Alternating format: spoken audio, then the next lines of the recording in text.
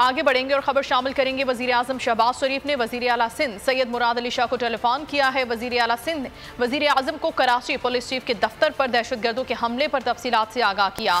वजीर आला सिंध ने हमलावरों से मुतालिक जमा किए गए हकाइक से भी वजीर आजम को आगाह किया। अल्लाह ताला का शुक्र है कि बड़ा जानी नुकसान या तबाही नहीं हुई।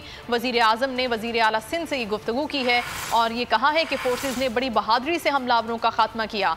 वजीर आजम का ये कहना था कि मेरी तरफ से तमाम अफसरान और अहलकारों को शाबाश दें। और वजीर आजम ने वजीर आला सिंध से गुफ्तगू करते हुए कहा कि दहशतगर्दी के खात्मे के लिए सूबाई हुकूमतों की इस्तेदाद दिखाने में पूरी मुआवनत हुकूमत करेगी। वजीर आजम ने बरवक्त कार्रवाई और मौके पर मौजूद रहने के लिए वजीर आला सिंध मुराद अली शाह के जज्बे की भी तारीफ की कि सिंध गवर्नमेंट इस मौके पर मौजूद रही। वजीर आजम शहबाज शरीफ ने वजीर आला सिंध सैयद मुराद अली शाह से टेलीफोनिक रब्ता किया है और वजीर आला सिंध मुराद अली शाह ने वजीर आजम को कराची पुलिस चीफ के दफ्तर पर दहशतगर्दों के हमले पर तफसीलात से भी आगाह किया है। फहद चौधरी बोल न्यूज़ के नुमाइंदा हमारे साथ हैं, उनसे हम मजीद बात करेंगे इस बारे में। जी फहद, आगाह कीजिएगा।